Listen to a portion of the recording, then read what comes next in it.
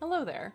My name is Sloan, aka Art Plebe, and you're watching Strange Hungers on Total Party Kiss. Strange Hungers is a Dungeons & Dragons 5th edition horror campaign. It details the secret history of the infamous Fulcrum Expedition, and is played in the homebrew world of Senelji. Join us as our characters venture deep into an icy wasteland and discover the secrets of the chaos at the borders of their world. Please be aware, this campaign includes themes of body horror, trans and queer experience, religion, violence, and loss of agency. As such, viewer discretion is advised. Now let's meet our players.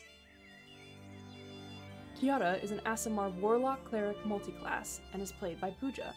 Pooja is an attorney and TTRPG player, writer, and streamer. You can find her on Twitter at Pooja and on Twitch and Instagram at Poojabberwocky. Barden is a half-orc barbarian and is played by Shan Benian. Shan is a freelance illustrator and comic artist whose work has been featured in the Adventure Zone Crystal Kingdom graphic novel and the Alleyman's Tarot. You can find them on Twitter, Tumblr, and Instagram at AnonBDraws.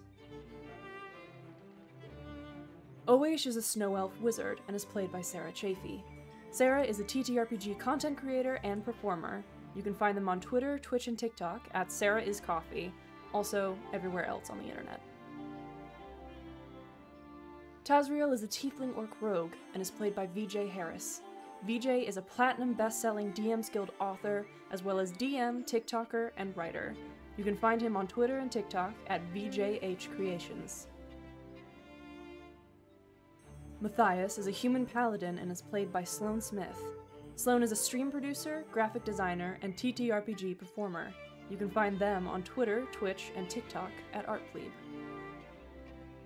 And finally, Strange Hungers is written and DM'd by Alex Teplitz. Alex is a writer, game master, and TTRPG designer. You can find him on Twitter at Alder_Mancy and on TikTok at Aldermancy, as well as creating games on Ko-fi and itch.io at SwordGhost. Once again, our content warning. This stream will feature content including body horror, trans and queer experience, violence, religion, and loss of agency. Safety tools are in place for our players, and we can stop the stream at any time in the interest of their safety. Thank you so much for tuning in. And now, on with the show.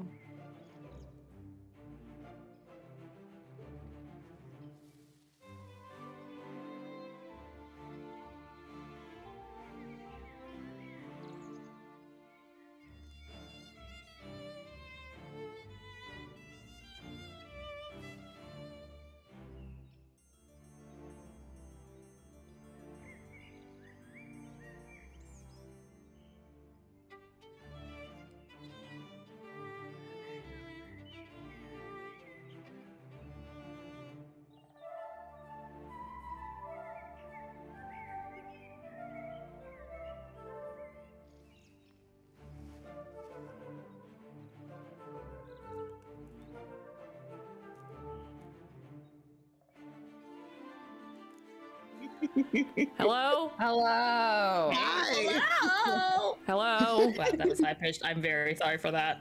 We are Nice. alive, awake, and alert, if not No. enthusiastic. The first two. The first two, we are alive. I'm just pretending I'm Kiara. That requires me to be enthusiastic. Oh my god, the method. The method. It's So beautiful. sexy. Good morning, besties. We're here, and it is morning, as we can all agree, morning is sort of an emotional and It is literally spiritual. AM where I am, so it is Yeah. morning. So I we're mean, set. like, I'm like 5 hours away from the morning, but still. It is an emotional and spiritual Wrong. moment and feeling. Yeah, well, soon wrong time zone.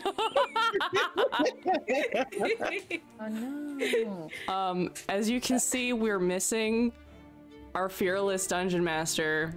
He's in the shower right now. And he also has COVID. So we're doing a very, Happen chat. yeah, we're doing a chill little talk back and Q&A session. So We love our welcome. dungeon master very much. They said that we could roast them. Yeah, Yes, exactly. they did say that we could roast They them. very did. Yeah. Yes. Yeah. So, oh god, if you have questions and would like to drop them in the chat, we're covering everything that we have been through for the past 24 episodes? 24 episodes. If you'd like, we can talk about our own stuff first. As questions come, I'll put them in our out of game and we can address them a bit later. Wow. Sweet. Listen, producing. I've done it. Maybe once, maybe twice. Producing. Yes. That would be so great and helpful. Oh, yeah. Thank you. Wait, our beloved dungeon masters in the chat? Yeah. Yes. Are we getting a live now from the shower? Live now from the shower.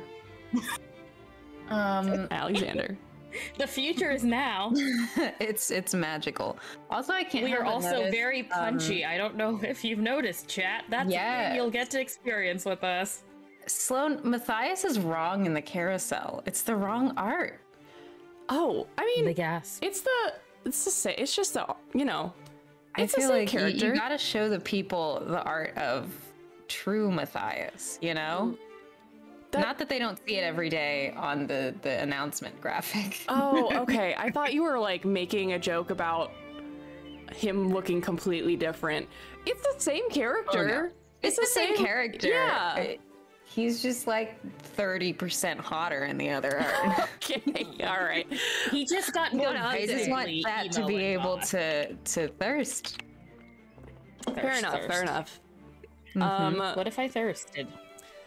So talking about our own stuff. How should we start? What do you think?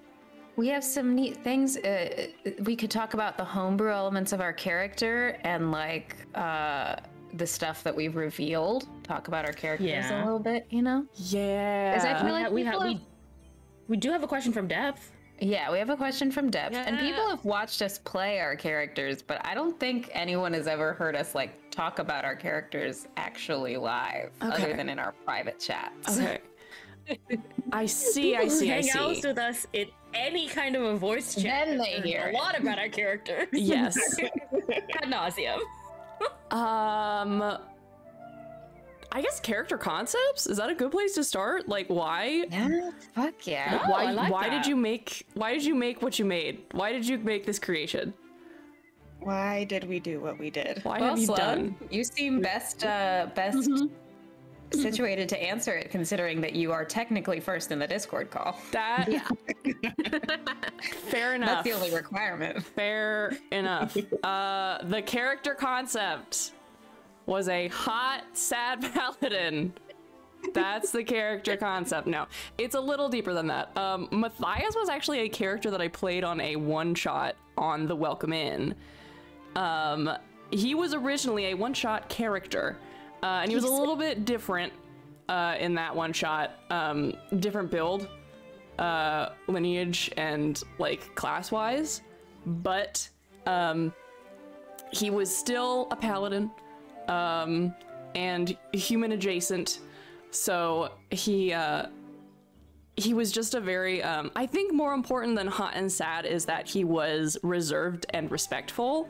Like that was the more important thing for him, because there's something about a guy who is so repressed and also kind, because I very much enjoy playing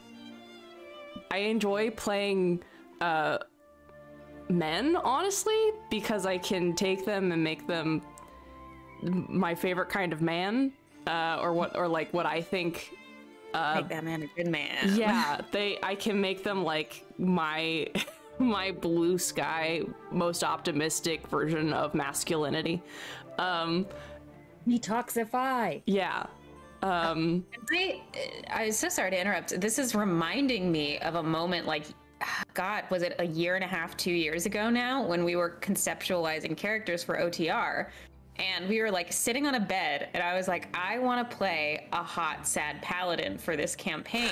And I looked over and I watched your face drop as you were like, I was conceptualizing a hot, sad paladin. Yes. I was like, no, you can have it if you want. But then I ended up playing Restrada, the hot, sad paladin. So it's lovely that you're realizing your dreams now. My dreams. And I have been able to play hot, sad paladins in other situations, like those adjacent characters. But yes, so essentially it was just like, I want this guy to have repression, but I want him to be really, really kind and responsible. And that was kind of the basis of that. I think that Restrada and Matthias aren't conceptual siblings because Matthias has a very toxic relationship with his god. Yes, toxic relationship with God. Also, Restrada's repression acts out in much different ways than Matthias's repression does. So yeah. That's a basic concept. Conceptual cousins. Linked by class, I would say. I think Linked those by are class, linked by trauma. They have very similar trauma, actually. They both have really shitty childhoods and war trauma. Oh. There are... with the benefit of knowing more of Restrada's backstory... Restrada became more of a monster, I will say. I don't think Matthias was as much of a monster. I don't think that their backstories are comparable, actually. With the benefit of having Matthias's backstory in my head, and also I know Restrada's. You know the full backstory. I will say though, like some things like that have happened in Matthias's like flashbacks of childhood, very similarly comparable. But only that. Okay. I think that I've strung together enough words for Matthias's backstory, as many as I possibly can. So would somebody else like to go? Pooja? Pooja. Me? Pooja. I have the least interesting conceptual story, so I feel like everybody else should go. How dare you? Just if we still want to hear it. If you don't want to go, yeah, you can go. What the heck was the conceptual story? I don't know. I was talking to Alex, and I was like, "What's everyone else playing?" And I was like, "What if I played a cleric?" And then I was just like, "What if I played a warlock? And what if their god patron was the same person?" And we were just really into the idea of different facets of religion coming out different ways in the same character, depending on how your relationship to the deity was different. And eventually that ended up splitting up into what it is right now, which is actually distinct facets of the same, it's not really the same power, but there's the undead everlasting god power, and then there's the like Rogification, it's like Yassification but for the Rog. The Rogification version of it. And so that was kind of the concept coming in, was that I really did want to, because I used to not play clerics because I'm not a religious person, and so I didn't know if I could do a good job with somebody who was devout. And then I started wanting to explore that and do it anyway. But of course, that's probably one of the reasons why I went with the warlock aspect of it, because I did get to play, that allowed me to play with more of the toxic aspects of religion and at least other messaging that I was a little bit more comfortable with in terms of like questioning what you're told instead of blind faith, etc. So that was kind of the at least class concept of Kiara. And then I don't even know how things, Alex and I talked a lot and we got really excited about exploring the Indian aspects of the Raj and adding to the lore, which is always really fun. And I decided to play Kiara as being super young because I'm the oldest person here, and that was fun for me to play the least experienced one. And it also made sense for her to be so young because that was a way for me to explain why she hadn't had her reckoning with religion or questioned anything yet. So this adventure is her impetus to discover who she is and discover what power she believes in, which ones she doesn't, to embrace her own power. And in a lot of ways, I wanted to have her go through a journey that I have been through, and so like I have come on the other side of a lot of things just based on life experience, but I wanted to play a character that could go through it because I'm not in this position of going through it anymore. So it's a lot safer for me to tell a story when I know it's gonna be okay. Yeah. That's a beautiful answer. What are you talking about? I love that. Hell yeah. Holy, truly. I had something to say about it, and now I've fully lost it. It's gone now. Okay. Damn it. Bye! I thought, see you never. I thought it's gone forever now, into the ether.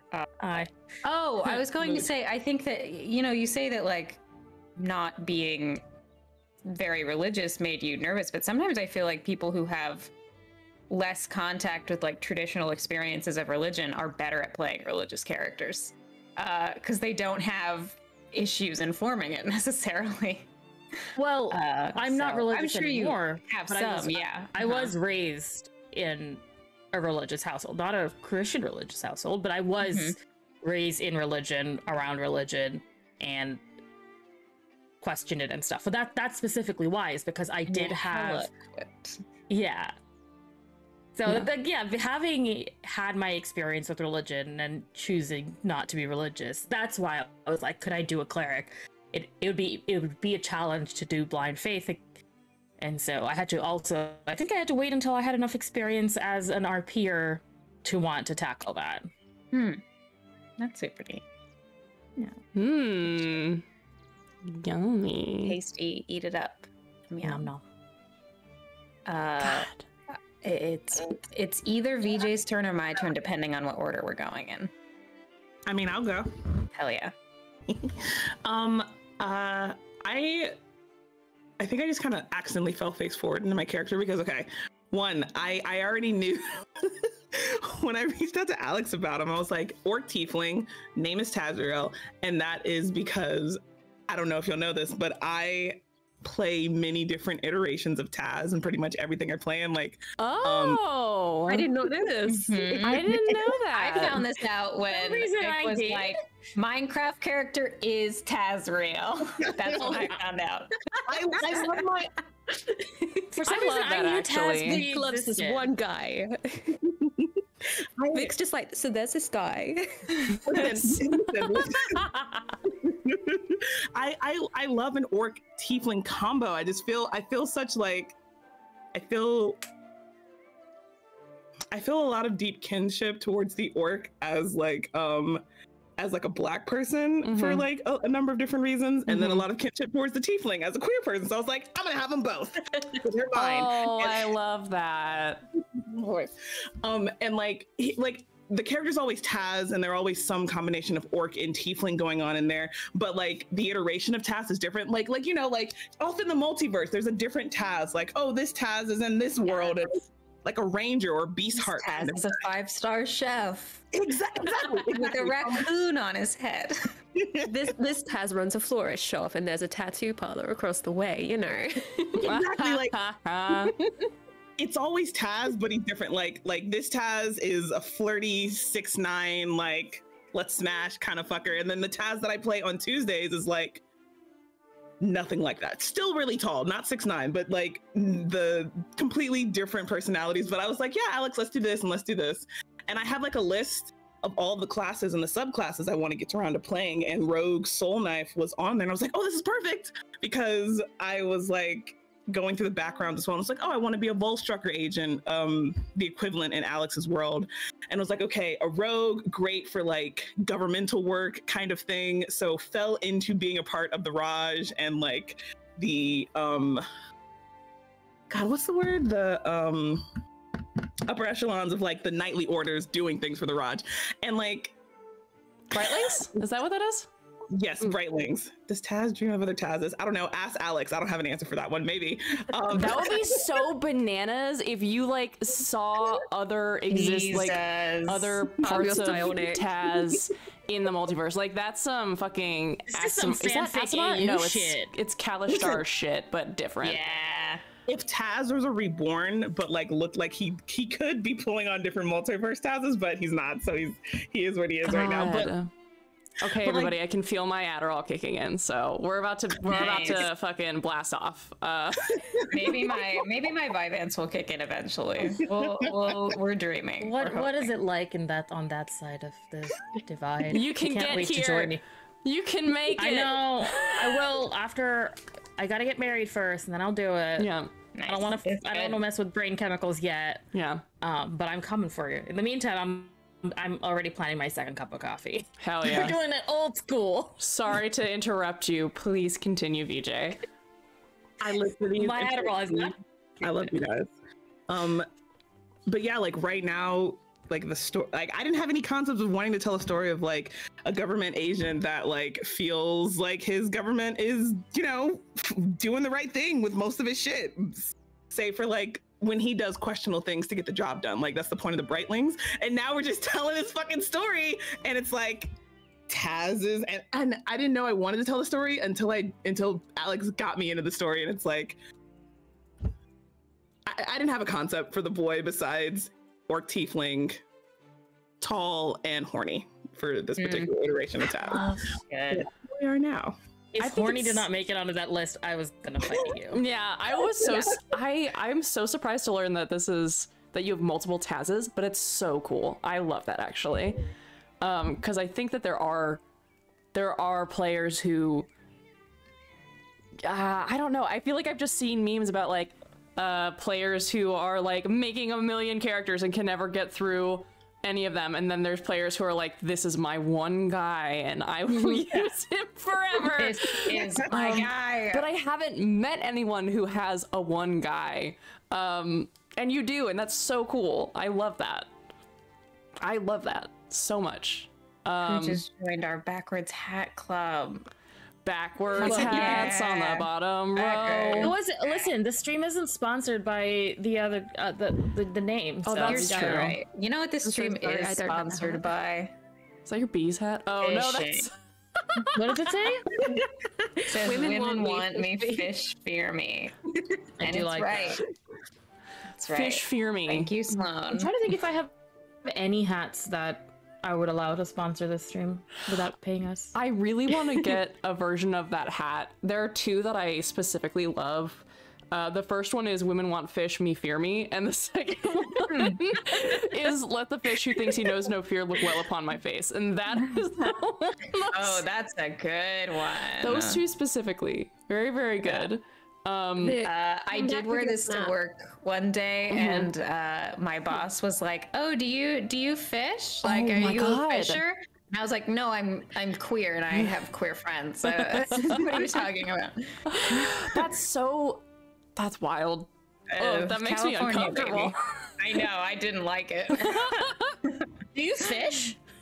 Fish? There's one hat I can think of that I will maybe try to hunt down in a bit. Yeah. You're free to, if you want to go get your hat, you can go get your hat. I might put the speaker on and it's in the other room. Yeah, that's fine. It'll just be us. We'll just be hanging. You're hanging. Is it Sarah, your turn? It's Shan's turn, Shan's baby. turn. Oh.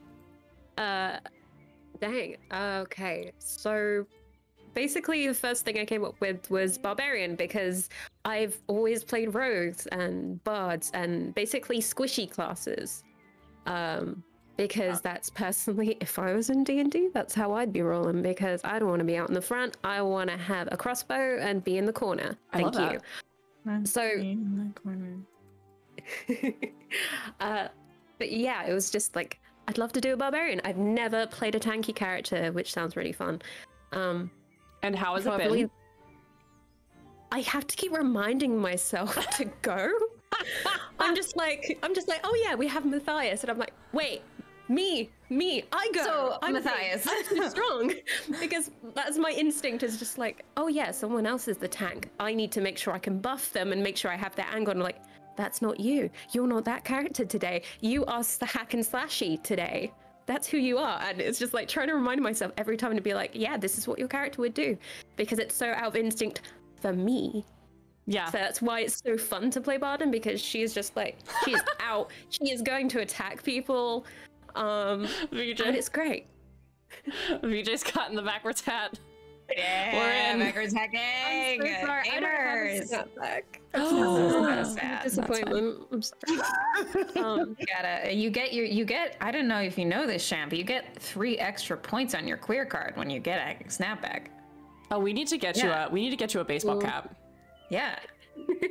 We need to get you a baseball cap for sure. It's okay. All the Americans have one because it's the American pastime. So Exactly. I think my housemate has one, but it's in the room. are these kinds of? I'm so sorry. Please continue talking about your character. We do not call them snapbacks. We call them baseball caps. Yes.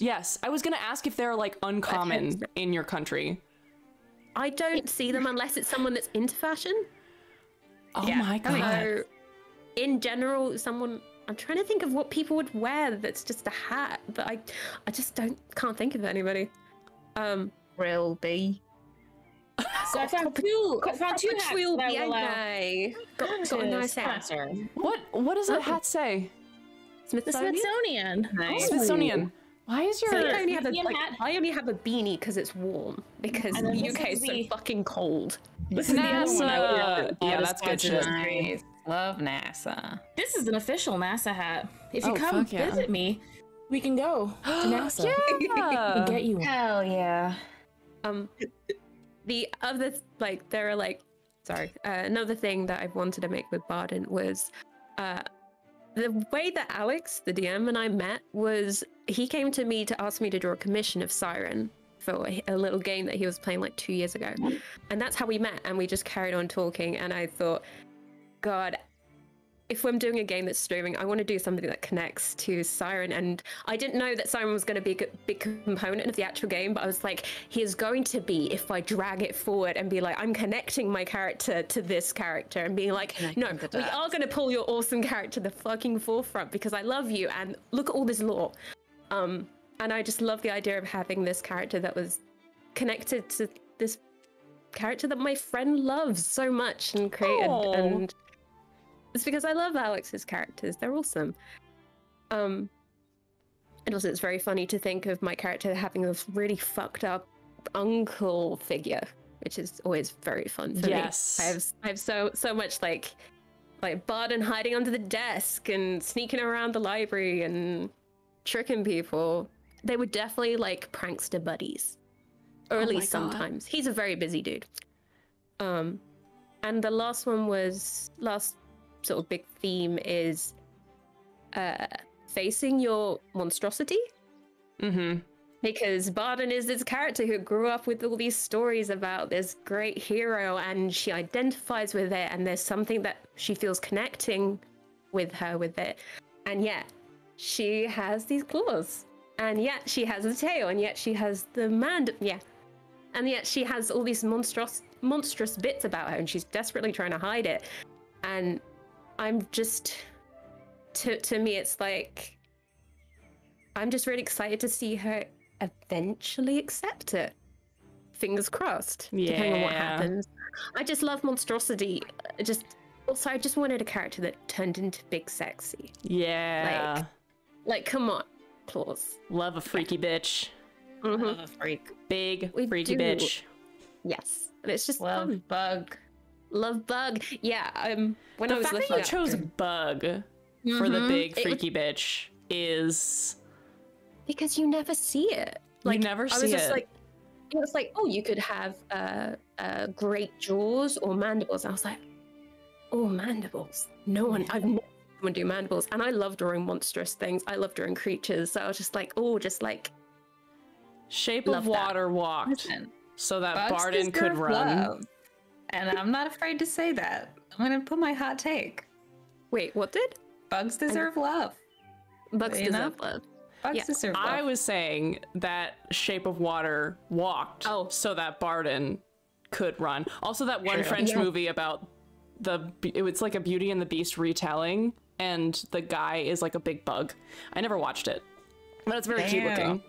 Wait, It's Also, now I'm animated. thinking It's like of- it's a kids thing, and there's like music in it. that It's one. very sweet. I I've not don't seen remember that. what it's called.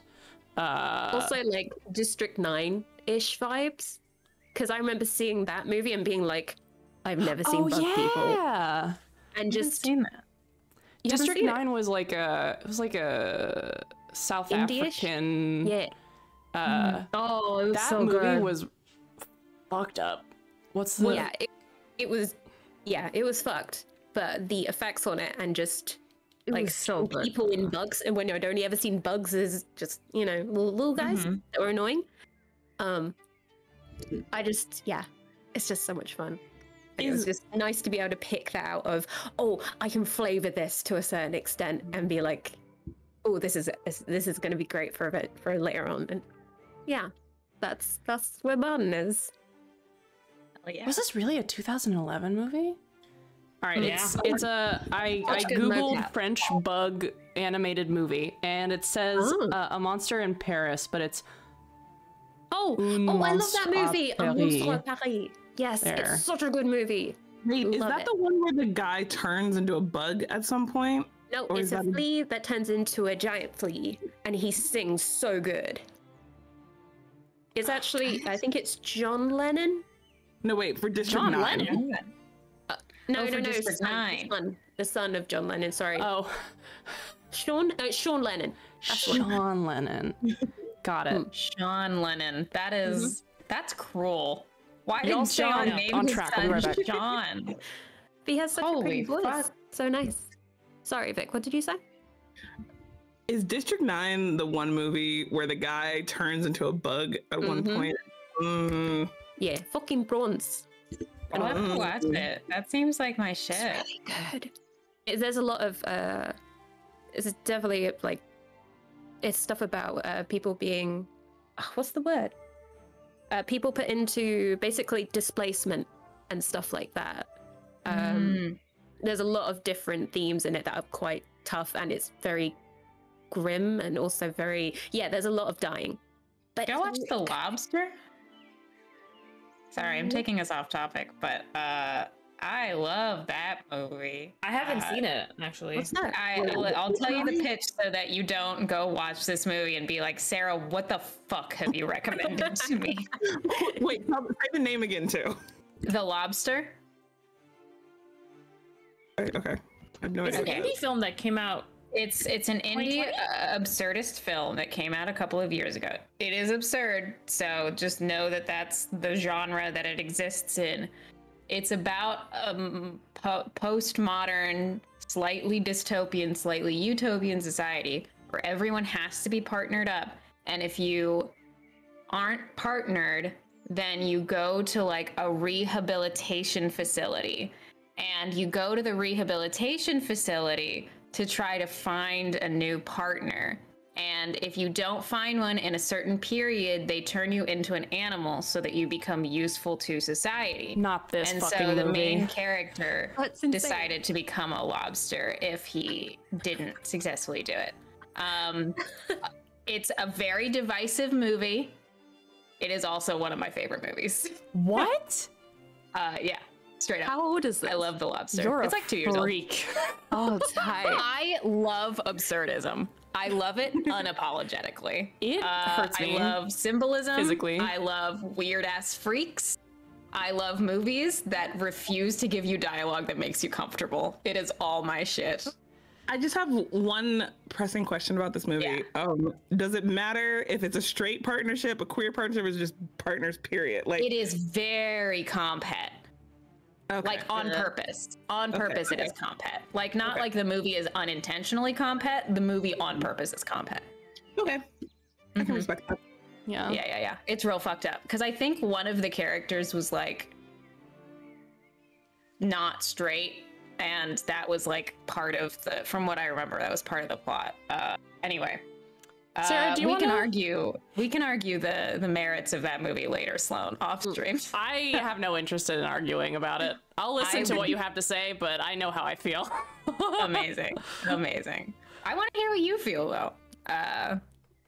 Anyway, I have been carving a little guy made out of soap. and I feel like there's an important update, which is that I gave him a little ass. Oh, So, good. he has an ass now. Would you like to I answer should the question? talk about my character. Yeah, I was like, Go on. did I I miss? was trying to avoid it, but now I will talk about it. I was trying to avoid it because I think about my characters too much. I think about making characters too much. I am not a person who makes a million characters. I don't really make characters unless they're needed to be made. But once I do way too fucking much. So I was like, oh my god, I'm gonna take too long to answer this question. But the original concept for Awaish, I guess, started because I was playing a warlock that turned into a wizard, and I'd never played a wizard before because they were confusing and scary. And then I started playing it, and I was like, oh my fucking god, this is my favorite class in the world. I want to play this every day of my life.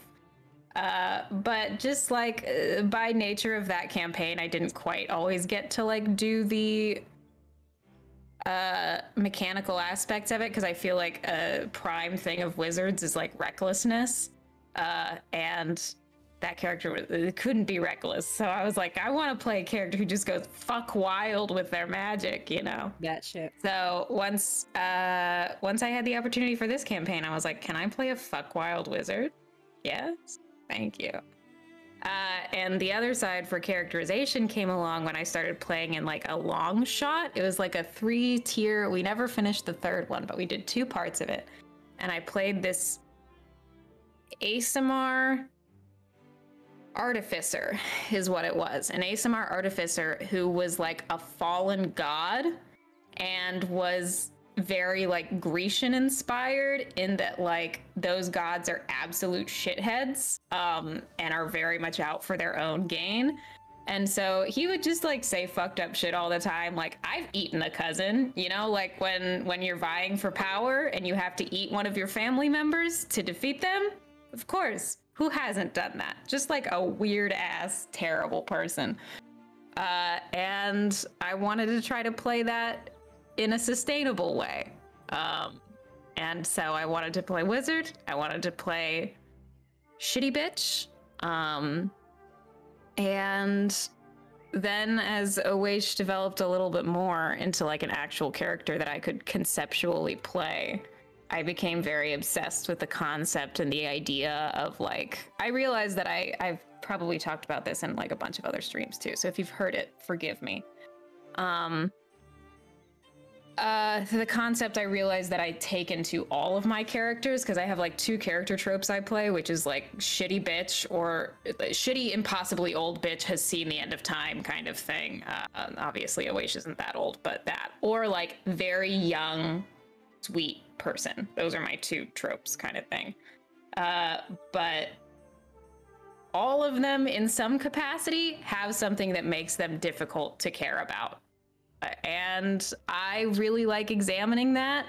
I like examining people who are hard to love, finding the things that make them tick, finding the ways that they can be loved anyway. It's very sexy to me. And so this was my first character that I feel like I have the unique challenge of like, there are parts of them that need to change because they're shitty and not good. And then there are also parts of them that like don't need to change. And it's very interesting, and I'm very excited to see where it goes in the future. It's good shit. That was a good fucking answer. Thank well you. rounded, well thought out. I love it. Yeah. I have a rapid fire kind of question to bring us off of that more in-depth one. And my question is, for everybody, does your character remember to take their medication? Matthias does. Pooja? No. No. Oh, I'm getting echo. Is that me? Might be. I think so. I think so, honey. I think Barden might forget once and then never again. Headphones could be important. Say that again. I'm so sorry, Shan. Say it one more time. That's okay. I think Barden might forget once and then after whatever happens, never again. Learns the lesson. Good. I think Awaish forgot for 5 years straight and then invented a fucking sentient book to remind them. Really. Listen, if I They're could, very disciplined about their own self-care. if I could, and if they I can't fucking be- would. God, I kind of want to hear Darren make like a ding ding, like a noise to alert you to alert Oish to do their meds. 100%. Secret Oish lore is that they actually don't always have the best brain. So that's why they have Darren, because Darren remembers the things that they don't. Yeah. Embrace You don't know that. cyborg living. Listen, live out the fantasy you can't have in real life. Yeah. So 2 things. Taz definitely would remember if he would agree to take something. I feel like he's kind of like I think foreign chemicals in my body. I just think he just has a toxic relationship with taking care of his health and his mind and stuff. I just think he's not at the right place to do it.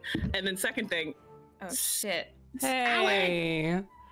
Sarah, Hey, Is the boy. it's our illustrious DM. Sarah, I feel like we got a hint about Oish not always having the best brain when we had that one scene where you were asking Darren, what was I like at the start when you came back or whatever happened? Like, it was like, I just expect you to have keen mind, and I'm feeling like I don't know if you actually do, because I don't know what your character sheet looks Oish like. has a really great brain, considering. And that's all I'm considering. No, we don't actually have access to each other's character sheets. Mm-hmm. No. Which, I mean, that's not. I mean, Oish has a +5 to brain think. Yeah. Don't worry. Not surprised. So smart. Do we want to, in terms of rapid fire questions, we have like these 2 questions here. Yeah. The second one's a little deeper, but the first one from Depth is not quite as intense if we want to do that, because I think that's a really fun question. What's a song that represents your character in the campaign at the moment? Can I go? I'm not going to answer it right now because I am going to look at my playlist while somebody else answers. I don't have a playlist. I have to go look up. I think a VJ was random good song to answer right off the. I sent answer Sloan right a long now. time ago. Fucking Go nerd. to our chat, our DMs. What do you be like, got, what the fuck did I VJ? send Sloan? Third Eye by Florence and the Machine specifically. Wow. Right, like Lawrence. the song is like the song is talking about somebody else, and Taz is the subject of the song. Like, he's not singing it to anybody; it's about him. Oh, I'm looking it up. That's my boy. Nice. I Uh, can't remember. Fuck. I will also say, how's my voice? How do I sound? My crystal. Beautiful. it's very masked. Beautiful, handsome. Thank you. Handsome. I actually have a campaign playlist that I have curated. I think I put it on Twitter a few times, but I add on to that all the time, and there are like 5.5 hours of songs on there that inspire me that I listen to when I'm doing campaign prep. And then I also have a like folder of character playlists for Strange Hungers. So I'm very fond. And I will say, because I probably pulled up, there are like 2 songs that represent different elements of the campaign for me. And right now, the big ones are Battle Cry by Schaefer James. That's a good one. And The Horror and the Wild by Of The course. Amazing Devil. Oh, you motherfucker. God, it's tough because I can't remember all the lyrics to all of these songs, and Matthias just had a very specific thing happen. So I'm going to say, fucking Christ. Currently I'm gonna say that it's Help I'm Alive by The Metric. Nice. That's a good one. My hat is not. Wait, sorry, what by metric? Help I'm Alive. I'm just. I went. Up the tabs. For some I went reason, and Sloan- looked I was for a hat and I looking could not find one. Very sorry. our DMing, and I found random links that I sent you to Ladytron, and She Wants Revenge. I was like, why am I sending? Hello. I want to fucking tear you apart. That is a primal goddamn song. I have that song on Sig's playlist. Yeah. I have it for the first Rain-O-Wish relationship. Didn't I show you that song? Yes. Let me date myself to say, God, I had an obsession with that song in college. Good. Is that the song you're in Kiara's in right now? No, that is not a Kiara song. Kiara does not want to fucking tear you apart. There's one song that I have sent to Alex, but that is a spoiler song, so I can't give you that. Damn but it. I will say, Kiara has a lot of Ravina on her playlist, and I think one that represents her right now is a Stronger. And I will put a link to the lyrics in the Hell yeah, do it. in the Yeah, do it. Oh, this person that's is so very smart. pretty.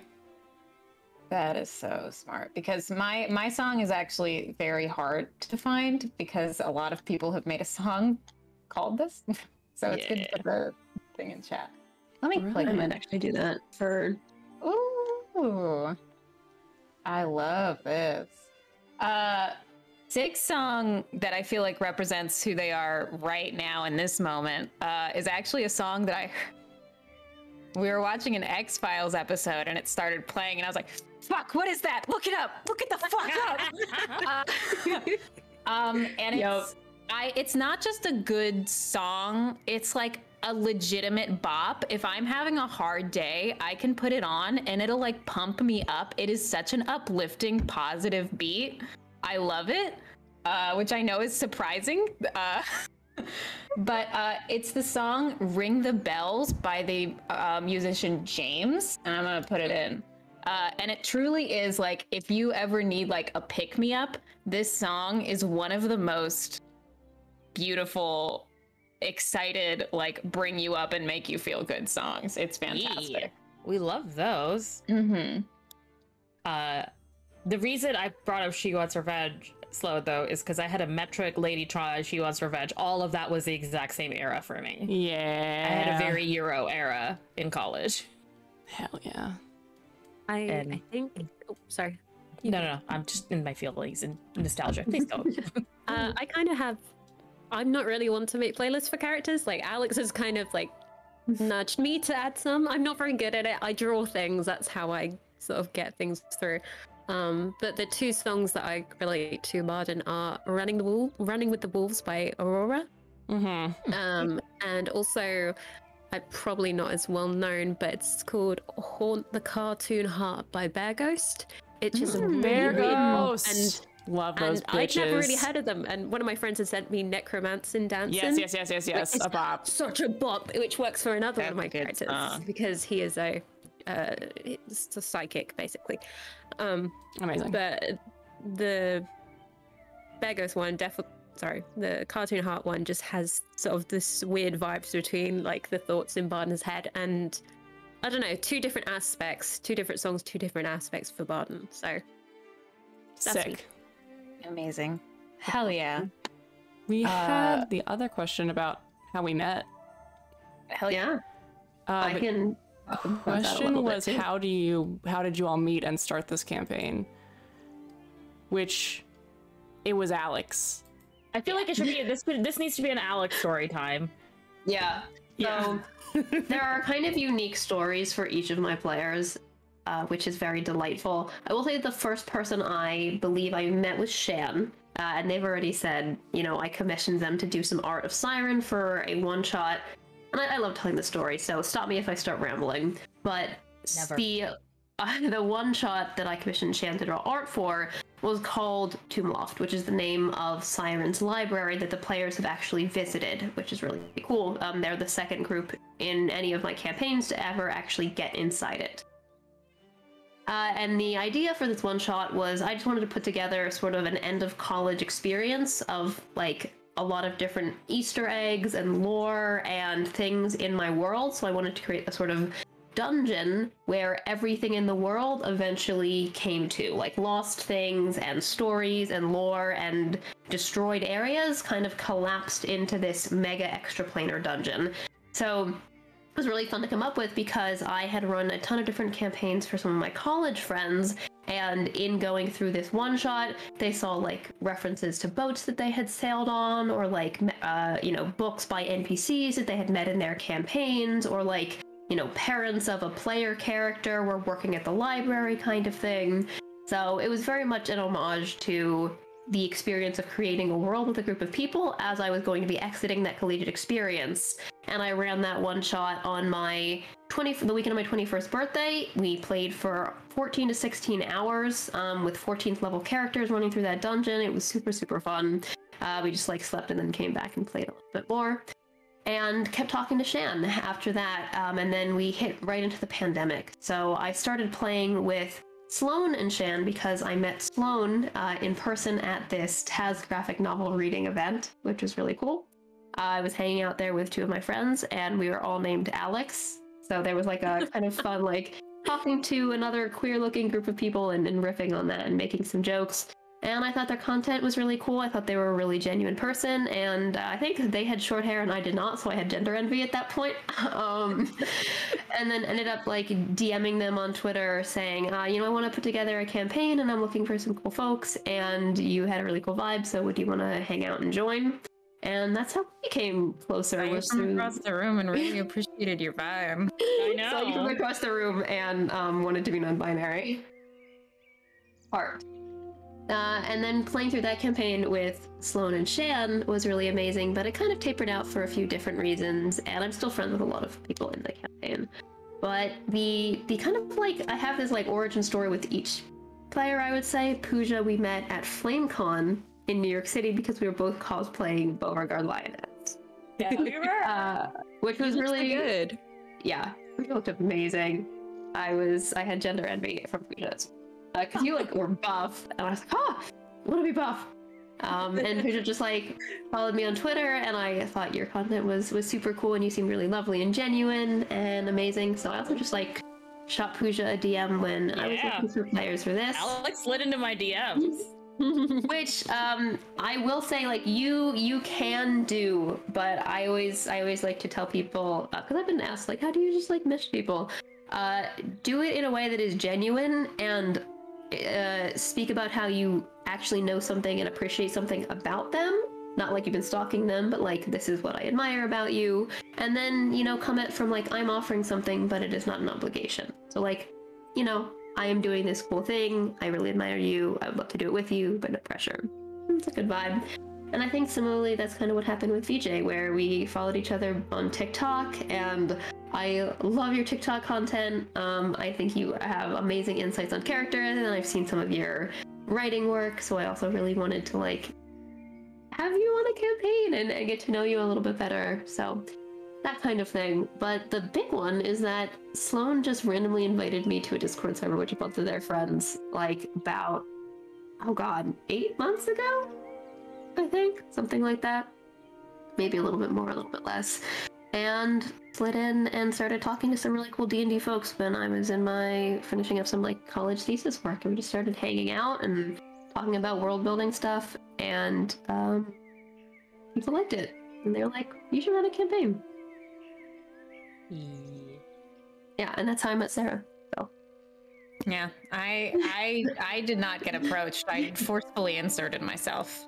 Put that on a t-shirt? Yeah. I did not get approached. Strange I hungers. forcefully inserted myself. yep. Yeah. Alex was talking about it in a message thing, and I said, mine. Yeah. Which was really cool for me because I had always wanted to be able to do like a stream campaign at some point or share stories, and then to have people say like, this sounds really cool, could you stream it? Oh yeah, I think because that was the thing, is that I was like, I really want to be in it. It has to be streamed if it is. Yeah, because. And I was like, oh, you're coming to me with my dream and telling me we have to do it. How can I say no. Oh no. Yeah. Well, and I also want to take a moment here because like VJ and I came into this not knowing anybody really besides like Alex I followed on Twitter, like they said, but you know, like it was kind of mutual admiration of work from afar, a little kind of a thing. And so yes, it's always a risk as somebody who does get messaged, and you know, I didn't know what the space was going to be like. I didn't know how diverse the space was going to be, how safe it was going to be, and that's always a little tricky. So because when I joined the the group chat, a lot of people did know themselves, and so that's always a. I don't even have that much social anxiety all told, but still, it's scary when other people seem to have a riff and seem to have in-jokes in their own language, and you're like, oh god, how am I gonna make space for myself in here? But I think in that case, I would say, like, you really have to go with your gut instinct, and I got vibes from everybody that, like, even though I didn't know them, it was never, like, there was never an exclusionary vibe. There was never a, like, you should be so lucky to join us at our table vibe. There was never a, like, tokenism vibe, which is a big thing to be aware of as, well, somebody who I will sadly say sometimes I feel like I get invited to a table because I'm brown and not because of who I am as a player. And you know, my gut said this is a good table, and then of course over time I have been able to establish my own rapport with everybody at the table, and so of course they're my pocket besties. But you do have to take a leap of faith, which is scary. I want to say like all of that, but also one thing that, like, when I hopped in, I was like, oh boy, not in like a bad but like an intimidating way, because I already knew, like, I knew Sarah and I knew Sloan from seeing them on TikTok and following them. I was like, you ever get like starstruck, kind of like, oh my god, literally. You keep going, but I have something to say about that after I was like, oh boy, not my head was like, not these two, but not in like oh god, I don't want to play with them, but like, oh god, shit just got real. Am I playing with like TTRPG TikTok famous people? Like, fuck. And I know it's a microcosm. I was like, oh boy. Little did you know, we're just little pieces of shit. Yeah, no, I was like, oh boy, okay, this is fine. This will be fine. Another cool thing is I think we ended up sharing some of Shan's art along the way too, and I think a bunch of us y'all recognize some of Shan's own comics, which was really fun. What were you gonna say? The only people who I didn't know coming into this were Pooja and VJ.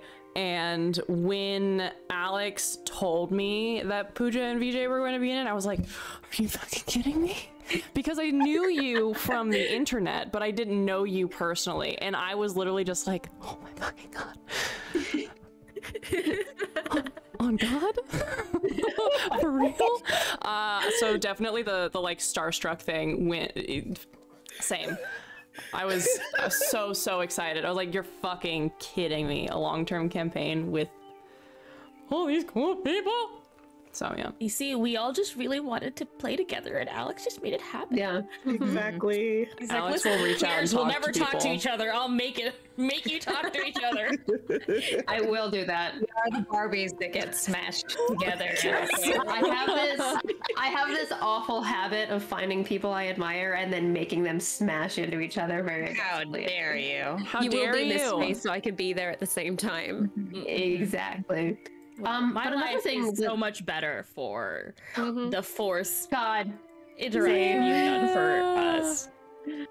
we have a Snapchat group chat. Like, this campaign it's very dear to all of us, and it means a lot, especially to me, to like be telling a story that I wanted to tell for a long time. And I feel like every single time we do wrap up, we start talking about how much we love each other. So it's a very powerful energy to be a part of, and even just to like share that with the audience right now.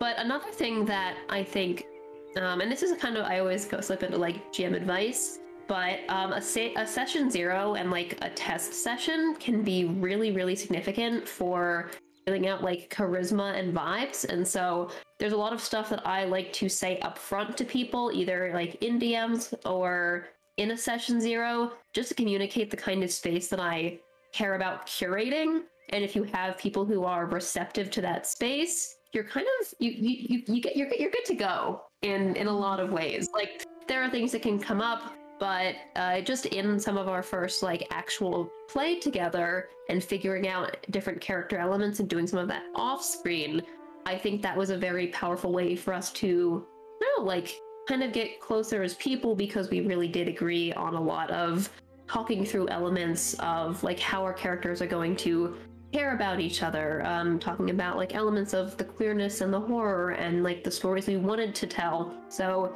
doing a lot of backstory work with each of the players and just enjoying conversing with them about their characters. If you have the time and the space for that, you can grow something very beautiful. Like the care that you put in, if you create spaces for a lot of that care, and I can send 50 messages in a row about character work to people, it will allow them to like also feel comfortable putting a lot of care in. I think that's something that's very Also, sorry, kind of my experience of this. Yeah. I got invited by Alex. I knew Sloan from before, but I kind of just knew Sloan as this cool guy who made this cool character. I had no idea of everyone's like TikTok, D&D, or TTRPG spheres. I'm not. I was like, okay. But you know what I mean? Like everyone. You don't need to know. It's embarrassing. I'm a Twitter old. I'm just like, Hi. I was just like, oh yeah, I just draw. Hey. I just draw. I'm just a drawing guy. And then I kind of started realizing how big deals my new friends were. And it was just like, well, comparative. Like, I know, I'm such a big deal. It's really... Shut up and let me compliment you. But yeah, it was just kind of crazy to think of, oh, I've never done streaming before. I'm just a draw guy. I have fun playing D&D and just being like, oh my god, these guys are so much better than me. Oh my god. But there was like this momentary panic for about a week of being like, oh god, what if I'm not up to par? But the thing is, these guys are amazing. They make you feel so freaking welcome, and you're all awesome. So I've not felt that weird fear ever since. It's just like, these are just you kind of went from the guys I play in D&D with to, oh my god, back to these are the guys I play in D&D with, but they're also really, really cool on other aspects. So that's always good. I have to say, Shan, I'm offended that you called yourself just a draw guy. Just a draw guy. Fans art is amazing. Fuck out of here with that. Speaking of, we have to pull some stuff up, and maybe we could do like a little 5-minute break or something. But we have maybe some cool art to show. Yeah, you want to take a break and then come back? Talented draw guys on the stream. I love a little break. Before we go to break, I want to say one thing, y'all. If y'all don't know this, Shan is, in my opinion, the biggest of all of us. Works for like really cool comics and artists and shit. Like Shan, just the draw guy. I know. Like, shut the fuck up, Shan. Love your. His art is in one of the Taz graphic novels in the back. They commissioned. Yeah, they're really cool. I'm also currently working for Legendary Comics. Just like, listen, one day there's gonna be a Strange Hungers comic. There will be, straight up. Don't we say all this. know Okay, we're going to break. I can't handle it. All right, we will be right back. Okay. We're manifesting.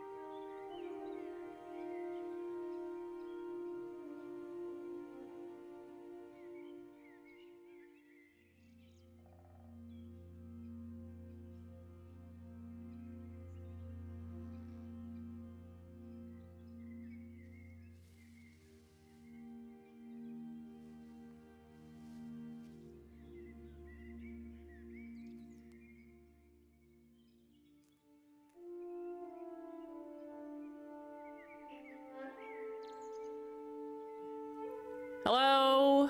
Hey. Hello. Hey. Once again, we're back. We're on a different screen because I'm gonna put some art in here. Oh my god. Yeah. Talk amongst yourselves. Were there any secondary character concepts for this campaign? I have not made another character. I do not No. want. I have a concept if Taz dies. Oh no. Oh, I don't know if we should share that if you have backup character.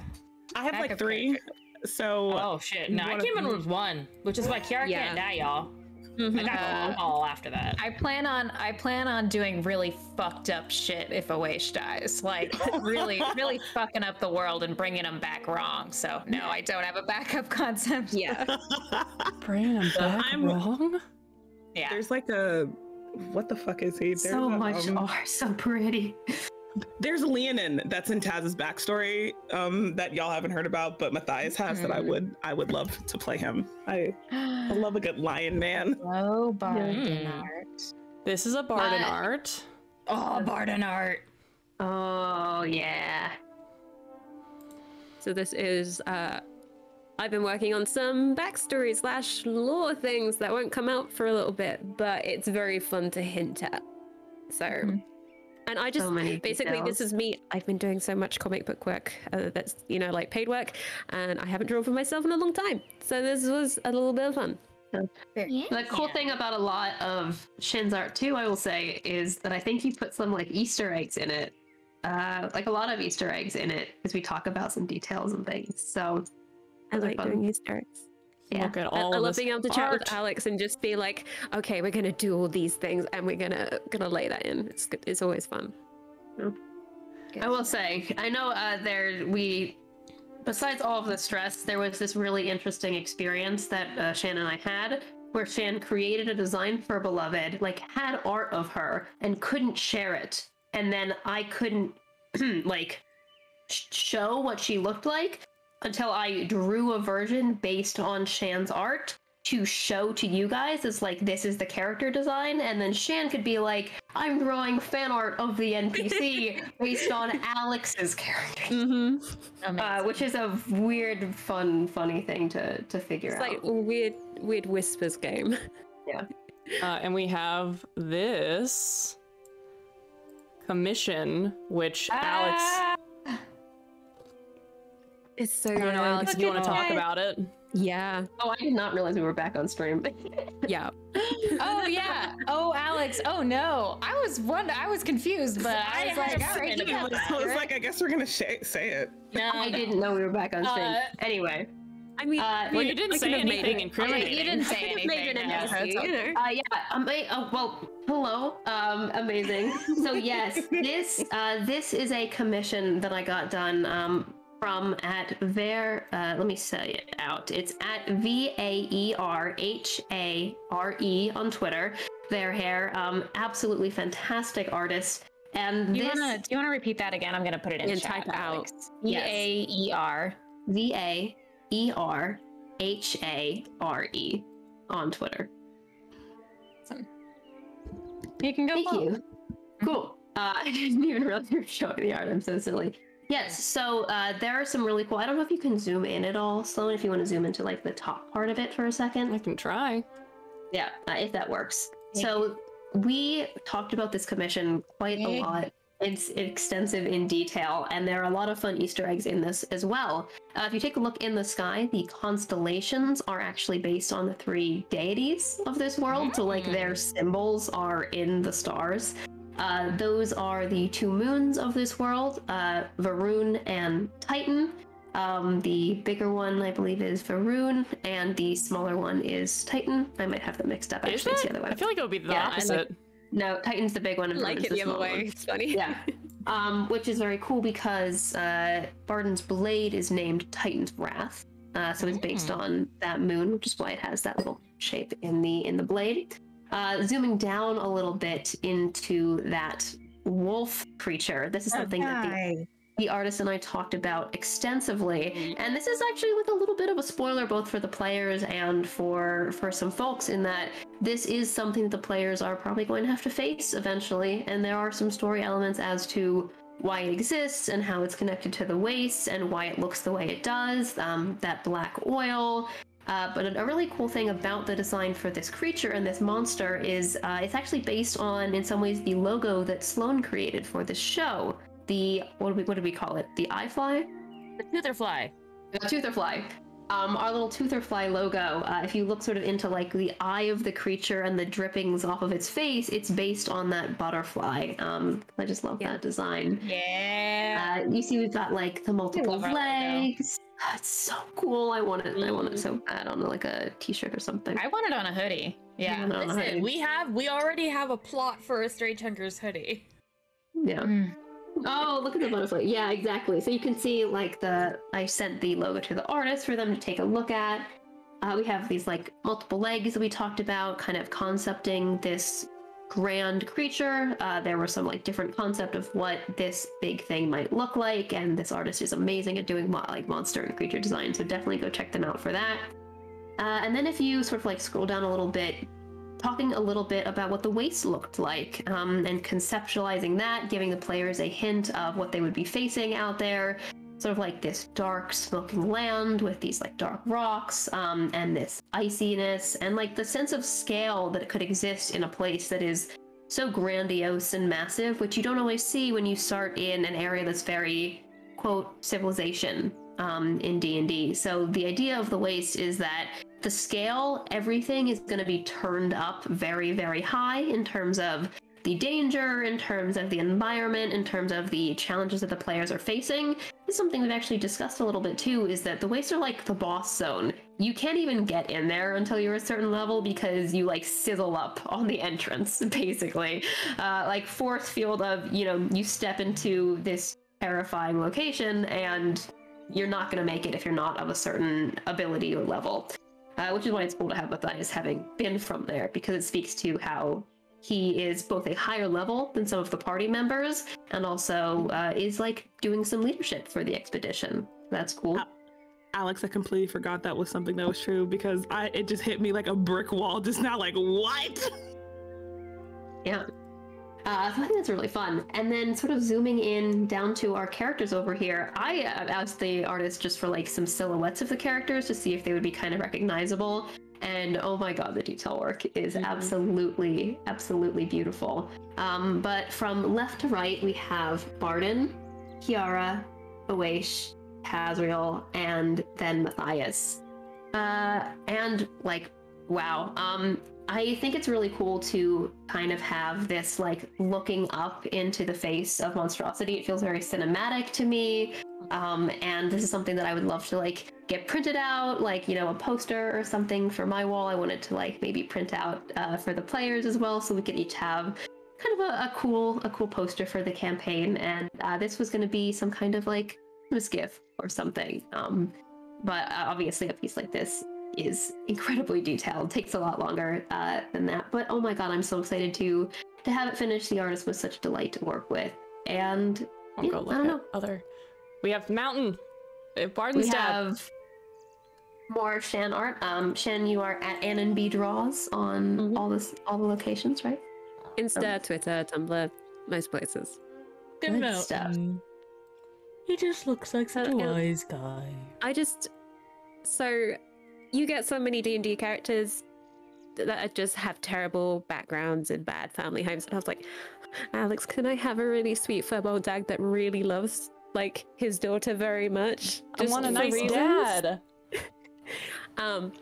It's been very fun to build up their character relationship between the two, and there's a lot of background there, a lot of back and forth between what Mountain wants for Barden and what Barden wants to do, and it's very fun to play that back and forth. Also, I love furbolgs, and Alex has let me do a lot of furbog lore within his world, which I'm very grateful for. It's very fun. Lore. I can't remember. Yes, this is a little bit of. We have so much Barden stuff because Shan is so good at art. It's fine. Shan arts. Because Shan is not just a little drawing guy. That's what it is. Not a little drawing guy. But we do have a little Kiara action. Oh my gosh. Look at this though. Which the detail on that piece is just so fucking It's beautiful. You want to talk about that at all? Like Pooja and Kiara? I mean, Pooja and Shan? Who do you have? Yeah, this one I sent Shan inspirations as to pictures of old palaces in India, such as this behind me. Yes. So the aesthetically, we put a lot of that in. I sent ideas for different clothes, and different outfits that Kiara could be in. And I think besides that, you know, You did send me food. Because I was like, food. Kiara's got to have a little plate of something. Just like, what's your favorite nibbly food? And Pooja sent me these amazing things, and then I was just really jealous as I was drawing because I was like, I want to try. They're basically, they're my favorite Indian sweet, and they're essentially like a sweetened cashew fudge situation. Oh my god. With like silver foiling on top, that, you know, the edible type of. Gaju Guthrie is my favorite. Oh my gosh, obsessed. I need it. Look, Kiara's so hot. Like, She's so pretty. So hot. Oh my god. It was also really fun. I added like little eggs in, so you've got the little plushie toy down by the. Oh my god, the little table. Anita toy just murdered me. But also there are the signs for heat plastered up over the columns, which is what Alex designed. Yeah. Good shit. And because I played in another game of Alex's, which is set about 100 years in the future and set within the Ignited Citadel, I kind of had a little bit more reference for what this place looked like. So it was very fun to do the background and like the colors in the background are choice. Like the beautiful. The pink against the pink against the blue green is because it was very tempted just to go really red because heat, blah, blah, blah, blah, blah. But that's just boring. So I'm not. Yeah, it's so good. Beautiful. And also, I can't wait if we get to. I mean, right now we see this background mostly in Kiara Dreams, but I do hope we get to go there at some point. Go there. Yeah, Raj culture is very exciting to me to get to explore. It's based both on, as Pooja has talked about, it's based both on Indian culture, but also in some ways like Russian culture and Russian history, because I'm really interested in Russian literature and Russian history. And my family is like my sort of Jewish family side comes from Czechia. So I love some of that kind of Eastern European style architecture and culture as well. And it's very powerful for me to like kind of take a stand on the fact that the most powerful empire and government in my world is not inherently just white and Eurocentric. There are elements of characters I will like play from there, and I'll pull more on like my own kind of like Russian, elements for that. But I think it's been really, really cool because I've had like different players play characters from the Raj and be from the royal family, and we've tried to locate that location, not strictly in whiteness, in fact, in opposition to whiteness, and it's been really cool. I don't know if the terms of service are gonna flag this one, but we do have OH art as well. I know the rules on this. We're allowed to show ass. Hell yeah. Yeah. Look at that. It's tits that they don't like. There's my bitch. There she is. I love her.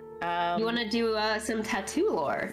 Maybe. I'd love to do some. I'd also love to do. Okay, this is weird, but I don't think I've gotten a chance to talk about this because, like, I think only recently, in the last, like, I don't know, 5 episodes or so, has it been revealed, kind of thing, that like we've always known that Awage was like a weak bitch, but more about like chronic pain and things like that. And Awage does have a dumpy in this art, and I appreciate that so much. That is not canon. That ass is not canon. I drew it. You were like, yeah, that works. I went, How flat is Awaish's ass, actually? Awaish is a fucking beanpole. And the reason for that is because, like, I feel like there's, and I want to be, like, very clear in this, and I want to talk about it a bit, because I always wanted to talk about the fact that, like, Awaish is, like, and I talked about this with Shan when we were making the art, and you can kind of, like, see it in the arms more. than anything else, like that the thinness is not a choice. And the reason that that was really important to me is the concept of like, for the last 5 years or so, I've lived in a body that I haven't necessarily had the ability to dictate how it looks, kind of thing. And like, it hasn't ended up like the same way Oash has, but in a way that like I can't really control how my body looks due to like certain extending outlying factors. And making the choice, Oash is someone who shows off their body all the fucking time. It is not a body they chose. And the idea that like you can have like love and care and be proud of the way a body looks, even if it's not like what you originally thought that you wanted your body to look like. Very, very precious to me. Also ass. It was But we love to love the body we have. Yes. Yeah. Tattoo lore.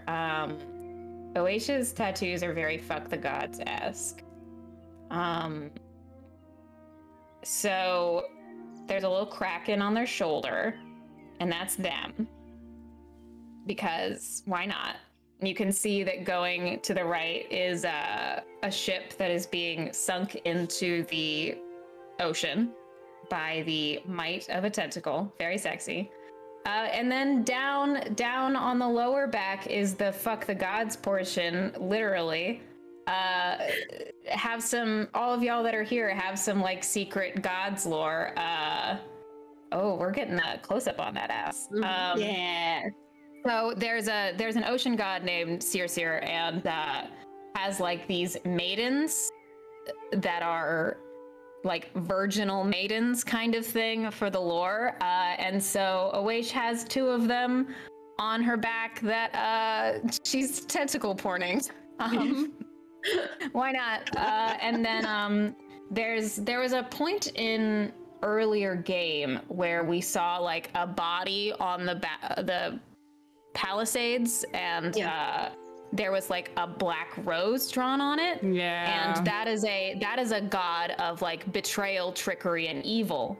And so I wanted to make sure that like Oash had a kind of agnostic rejection of the gods on their body, that it wasn't like I am a person who hates the good gods and loves the bad gods. It's like I reject the power of deity. So also has an image of destroying and disrespecting an evil god on their back. And the way that the knife was unintentional, but very cool. That Alex accidentally drew the hands holding the knife wrong when they were helping with the reference. And I said, no, keep it. Because I love the concept, the idea of like gripping a blade the wrong way to drive it down into something, knowing that it's going to hurt you, but doing it anyway, was the way that got conceptualized. Yeah, I thought that was very cool. So those are all the tattoos. It was amazing to get this reference sheet for the character and just seeing all of the reasons, all the background, all this amazing work that went into it. And I'm just there going, oh my God, I'm gonna have to work out how the hell to draw this. Oh my God. And then thankfully Alex had drawn a reference. And I was like, oh thank God. Yeah. I was panicking as I was writing it out, and I was like, I can't give this to Shan. Like, even if I tip them, this is cruel and unusual. And Alex was like, I'll help. Also, this is harder to see, but underneath the what's the word for the thing that you have drawn? The shawl. Underneath the shawl, actually, is a very small sparrow at their lower back. That y'all know what that means. The golden jewel things. Pooja asked. The golden jewel things On the hanging thing. On the shit. On the thing. On the. Oh, that is that was my little conceptualization of making an accessibility tool beautiful. Is that Oash sometimes needs a walking aid, but doesn't necessarily love to show that they need one all the time. So that is it's a little shorter in the art, but in the actual, there's a cultural understanding of like a lot of jewelry that gets worn by Oash's culture. And so it's kind of an incorporation of their culture while staying accessible. So a lot of people might have these kinds of bars that have jewelry hanging off of them that like show off a lot of like beauty and decoration. And Oasis is special in that those actually bangles can be sucked up inside the staff and then it just becomes a walking stick. So yeah. The original concept for that was very, very kind of fun to work out with Sarah, because I think Awaish was the first character that I actually did art for or designed in the campaign. I wanted to talk about that sort of like the region that Awaish is from, both in terms of like a cultural beauty and a usefulness. We've seen in a campaign that Awaish can cast fly on themselves, and it's not really like a casting of fly on themselves. It's actually a manipulation of gravity, because growing up in a region where gravity swells are common, where if you are like born in a certain area, your body internalizes that, like your bones are actually lighter and you're more used to being in a certain environment. The people wear heavy jewelry not only for that beauty, but they've turned something that like weighs them down on days where they might like float up off the ground or have trouble walking if they don't have that balance, into something that's very like elegant. So these bars are things that people like can wear, and if the gravity is like just right, you can walk around in the sky as long as you are wearing something that is weighing you down enough, like a buoyancy tool. Which does get a little fucky when you're in areas that are just regular gravity, but fuck it if we aren't a stubborn culture, it stays on. Stays on during sex. We also have... Oh wait, does it? A little Taz. Taz! Yeah. And this is by Ghost Sessions. I love this.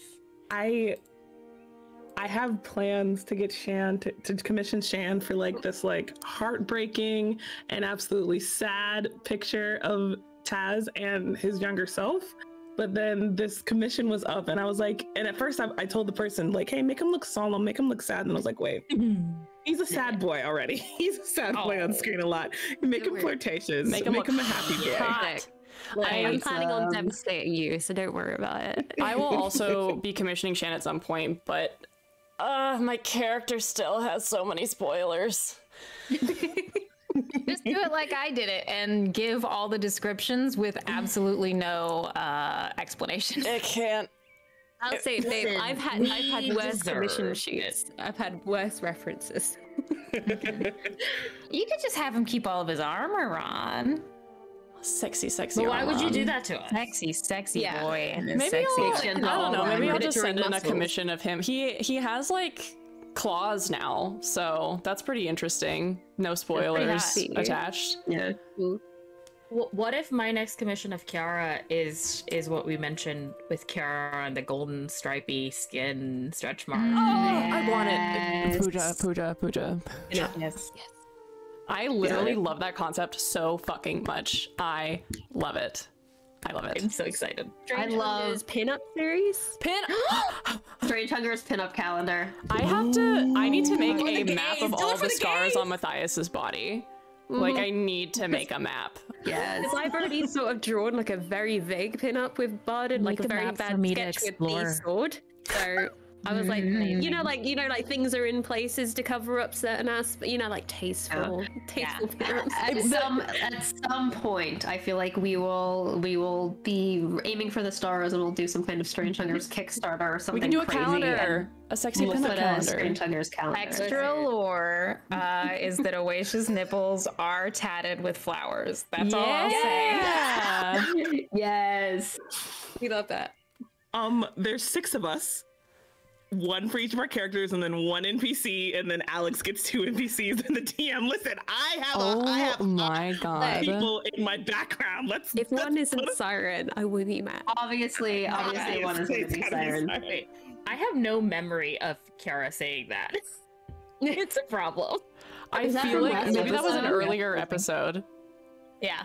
I think that was that. When did Kiara say that? I don't remember this. Could have been in character or out of character. My brain is Swiss cheese. I don't remember. I believe that Pooja would say that.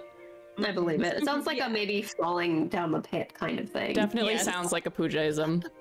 Maybe. But Kiara, very curvy, and I think we deserve that. Which we definitely deserve. I'm gonna give Kiara thing. a big sloppy kiss for jumping into that hole last episode. It's gonna happen.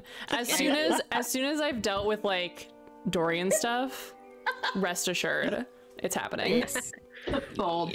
Another cool thing that I've just like generally thought about is we have epithets for each of the characters that's based on my conception of like what they would look like in like 15th to 20th level eventually, sort of their like known monikers and like the power that they would wield in the world when they are super famous and, you know, high ranking, etc.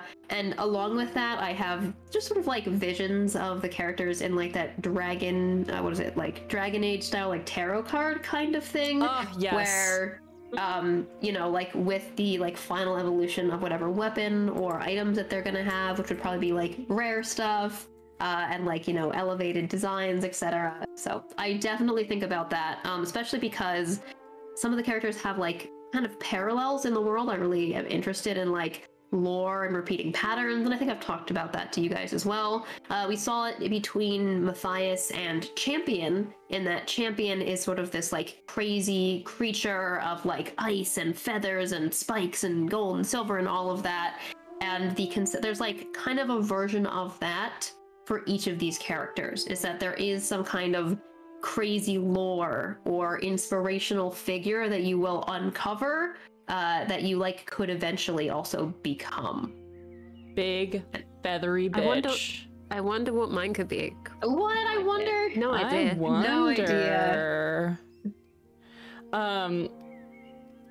I have no way to like slip this in like casually, but I do just want to say like one of my favorite things about Alex as a DM is that if you ask him something, he can't lie to you. Like physically is incapable of lying about anything. So like And sometimes you don't even have to ask if you get him late enough at night. yeah, if you like if you just like bring up lore late at night, he'll fully just tell you everything. And he'll be like, I can't, I know, okay. And you're like, well, I didn't ask, but. Listen, he's suffering with all this knowledge in their brain by themselves. It's not their fault. It's hard. It's hard out here. Listen, big brain. It's hard out here to be gay and smart and have a really cool idea for your world that you can't share. It's so difficult. It's so hard. I need a little pressure cooker release every now and then. I struggle enough with having like Matthias's backstory stuff in my head and being like, I want to tell you all so bad. I know. I can't imagine having that for an entire world.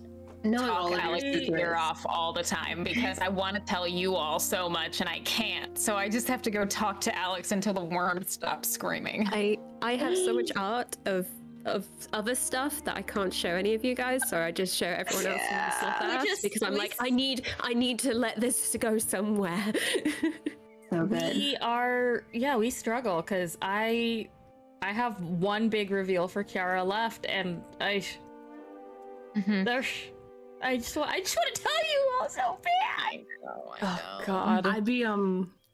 I'll tease Shan and be like, yo, this is the thing. I like little like teasing, like something big's gonna come, like not telling them all the way and just wanting to tell all of you everything. But Shan gets the brunt of my like, I'm not really gonna tell you, but here's a little snippet so you can just wonder and be afraid. Just a skosh. So cruel, but delicious. Kiara, big bet. Kiara, Dark Phoenix is it would be amazing if Kiara was the big bad of the campaign. Like, yes. I mean, Kiara could fucking burn the world. She's so powerful. I think it'd be really hot if like we all had to band together to defeat Kiara and then one of us ended up bent over her just with our knife in her stomach and like, oh, it always had to be this way. One last look of love. It's okay. Touch the cheek. Probably get burned. Yeah, BJ. Can I just say, if it turns out that Kiara is like phoenixing the world, if it defeats the wild, Taz might side with her. And you know, you're here's the thing. What if the reason Kiara is phoenixing the world is because the world hurt her friends? Oh. I feel like that's what happens. It's a misplaced rage, my dear friend. That's big bad energy right there. I know. He's like, you hurt my friends, I break you. That I burn is. you. I think it's the concept of all of us have gone down or unconscious, and that's when Kiara breaks, when no one can see. Mm-hmm. There's another cool thing that I think you brought up a while ago to me, Sarah, that I feel like would be cool to talk about. We've done a lot of work, interestingly enough, on some like political and cultural aspects, which is not something that you always get into in a D&D campaign necessarily, even like a darker tone one, but we've had a lot of fun with that. Like I do really care about where characters come from. I use it in certain like history checks and things that the characters would know. And in some ways, some of the like party alignments with each other have actually fallen along some like lines of where people come from in this interesting way, which I think suits in that we've had some like perspectives from Kiara and Tazriel about certain things that have like a naivete or a Raj worldview versus like Barden and Matthias coming from Skyholm and the way that they might face things that are monstrous and like see them, and then someone who is from a much like more detached region than all of that and not even originally from like the actual continent of Senelji. Yeah, I just think that's been cool, and I guess I might kind of like one of my last questions for you guys before we wrap up soon is, how has it been using those political elements? Do you find yourself actually thinking about like where my character comes from and how they face things in this region? How's that been? Ask that question one more time for my big brain. Do you think about the politics of where your character comes from in character decisions? I can go with. Go ahead, Shan. Yeah. I was just gonna say, probably Barden is a little bit not wishy-washy on that, but her morals come from being raised by someone from a completely different country, which is a lot freer, from Oran Albara, which is a lot more free in politics and just more open in that way. But also a lot of Barden's morals and ideas of right and wrong are from her books, which kind of stretch from different places because she grew up in the biggest library. So the places like from like Bajar and sorry, trying to think of all the places, but there are so many places where she gets his sources from. So hers is more amassed from her reading and probably from Siren and from Mountain than from the politics of the world. Like, there's a reason why she keeps certain things in because of the politics of the world, but it doesn't affect her beyond that in her mind, I don't think. That's a great answer. My characters always have some kind of political message in them, I will say. But as for Awaish is the most political motherfucker I think I've ever had. Has such strong ideas and values about the world, and comes from coming from a place that is very same way as Aurora and Albara, but different in that they're very lax politically, very free politically, but it has a different. Whereas I think what happens in Aurora and Albara, where like people just like have a lot more political freedom, what ends up happening, I'll give some spoilers if you don't mind, Alex. Please. What ends up happening is that politics end up being more insular and personally held accountable. So like within communities rather than an outside law governing. And some of that can be really good. Personal responsibility is a political concept that I find very interesting. But some of it can also be very bad because if someone decides that stealing is a capital crime, there's no government to step in and be like, no. Like, if the community decides that, that's what it is, kind of thing. Or if the family decides that this is your punishment for something you've done, that's what it is. And it's been very, very exciting thinking about how somebody's morals and political leanings would develop in a world that, like, you technically know certain laws exist, but you are given a different set of rules to operate by and to have to survive by, essentially, because you never really know who's trying to secretly fuck you over in a world where the politics change by walking next door. So it's been very interesting and exciting. And it's been cool to look at that because I also have many criticisms of like a specifically American Western governmental system. And so different law and organizations in this world are not just like, you know, a court kind of thing. There are different ways that things are established, either through faith or through magic or through community. So like looking into different cultures and the ways that they make decisions on that kind of thing. I think I'm probably not considering the, like, when I make decisions for Matthias, I don't think that I'm considering the larger political like context of Skyhome necessarily, not in the way where I'm thinking about it at that level. Most of the decisions come from the individual level, where it's like, you know, so technically I still am, but it's motivated by the way that like the political, social, like environment at large has already influenced Matthias. So a lot of the like repression stuff and the relationship with monstrosity and the wild and all that jazz is more how I make the decisions, because I can't, I didn't even think of thinking it that way, and it's very, very interesting to hear about decisions made with like that larger point of view in mind. I think that probably like the largest kind of scope that I think about is actually more like faith-based, because the one overriding thing where I definitely am thinking of that like zoomed out kind of perspective is that like Matthias has an oath, and so as a result of that, he'll do anything like with like to maintain like the loyalty of like the people around him, and that is like his biggest thing, except if it goes against his oath, and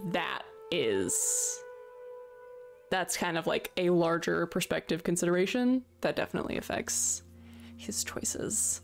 But yeah, everything else is like, this is the damage that I have already obtained from political shit. But yeah, that's me. I will also say, Awaish is also college educated, unfortunately. So that means that they do know a lot about the political workings of certain other cultures on a very like base level, in the way that you learn about political workings in college. So like not in a way that they know it personally, but enough to fucking hate certain politics, and I'm so sorry.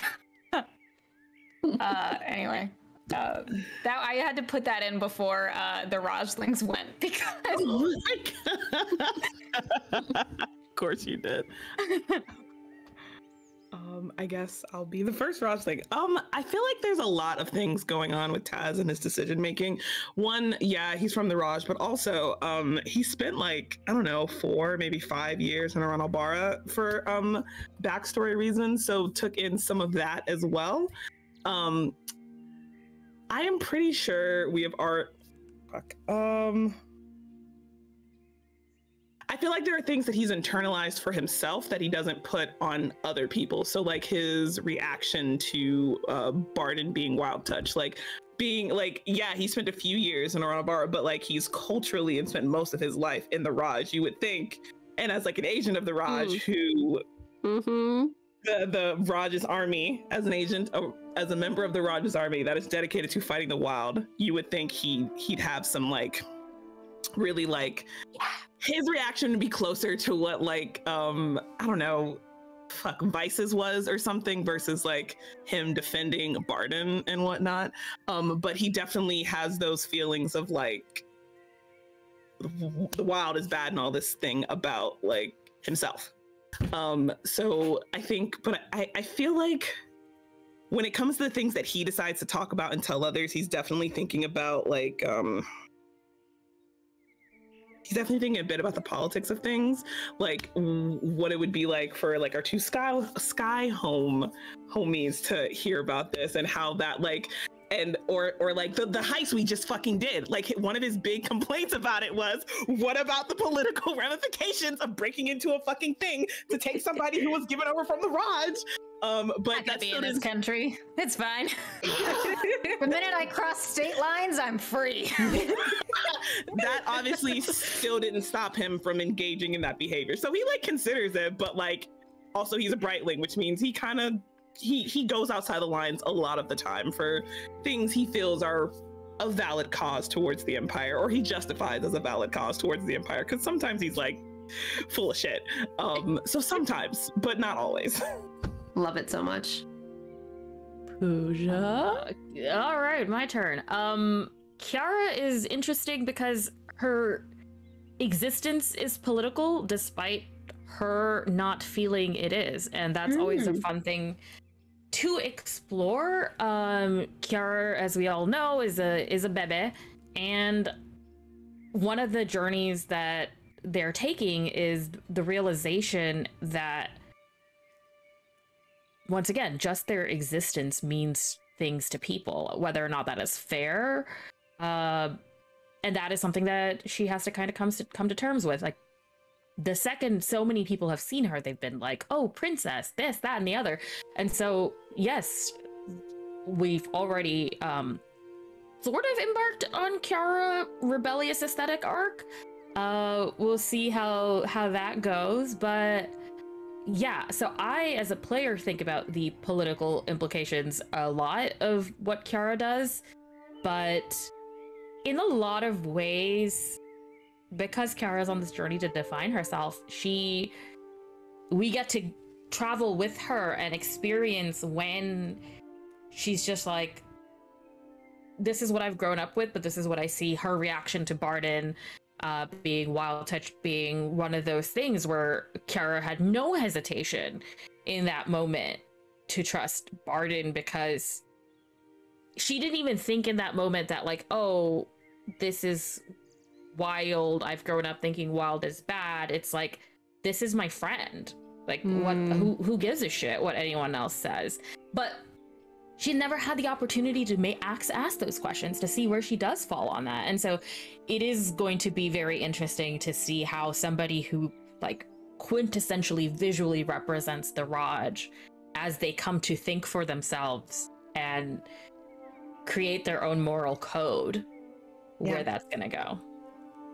It's so lovely, especially with Kiara having grown up in many ways like not actually facing the wild. Like, if you just hear like, you know, horror stories and children's stories and like, you know, mythos of like soldiers coming back to the city, you don't picture your friend as the enemy. So reconciling that is going to be really cool. It's going to be beautiful. It's such a good journey. We do have one more question in the chat that I think Board Paradox says, I do want to know who each character is most sus of and why is it Away? Which is sus of themselves. Awaish is currently very sus of Barden. Rude. Yeah. I will say that Matthias, I don't think, is most sus of Awaish. The benefit of having somebody who is a little bit older and has done a bit of travel and specifically has hung out with a lot of people from a lot of different places is that he gets to have like people experience, which basically means that like regardless of where they fall in like personality, I have a reason to be like, oh, he recognizes this. And of course, it's like it is in real life, where it's like you can recognize certain aspects of a person's character without understanding everything about them. So it's not in a like, I know who you are. It's like, I'm familiar with this. So at this point, he isn't most sus of Awaish because they've been very consistent. Hard to I think at this point it's a tie between Barden and Kiara. I was gonna say Kiara. I think Matthias is. Listen, I'm a little bit of a shitty bitch, but you know I am. Yeah, there's definitely a consistency. Owesh has a proven like that they are like very, very loyal. I think especially the fight with the with Rot Daddy was what really solidified that. But with Barden and Kiara, it's like for Kiara, there's just so much we don't know about them. And for Barden, there is, first of all, the mandibles and stuff, but second of all, I mean, y'all haven't seen that yet. You were That's true. Right. But we've seen the tail and shit. There are flaws going on. But also Barden is very sort of like obfuscatory and doesn't. It's the fact that Barden needs somebody to tell her what to do. And has to like ask for permission before she does anything. Don't give away the big dramatic thing that Owesh is gonna say to Barden in like 3 weeks. It's very interesting. I don't know. Does anybody else have any other thoughts? I would say. Oh Yeah. Go ahead.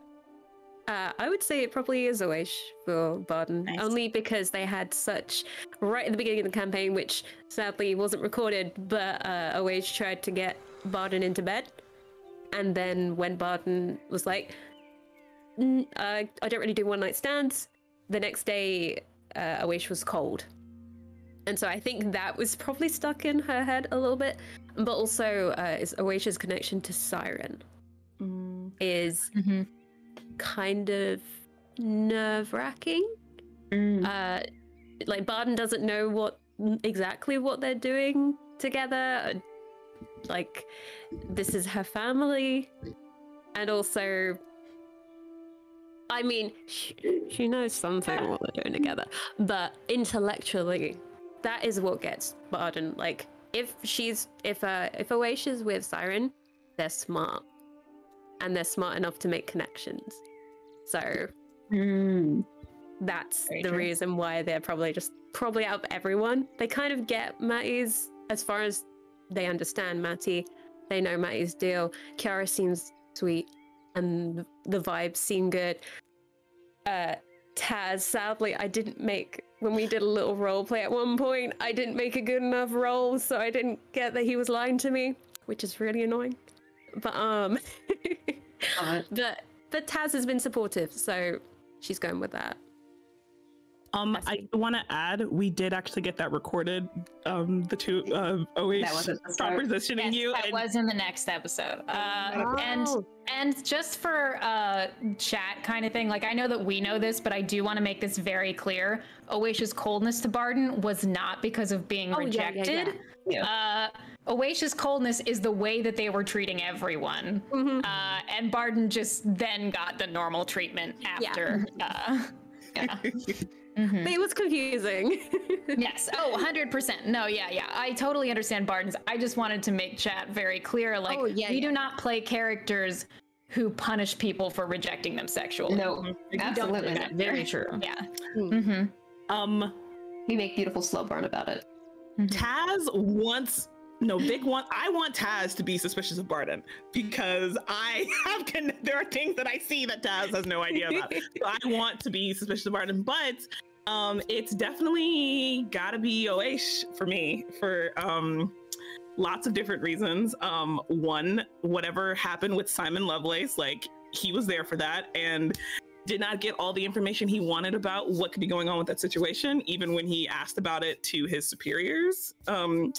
And also wizard touching shit that they shouldn't be, like the the Rod Daddy ability. Taz is like, oh my fucking god. Taz is just like, I'm a hands-on learner. I hate that. And then Raj would come in there and be like, flamethrower this entire thing, and then someone walks out and is like, I can do that now. Right, like he hasn't said anything to any of his superiors about that because he's right, like he gets to color outside the lines and like, you know, have assets that can do wild shit.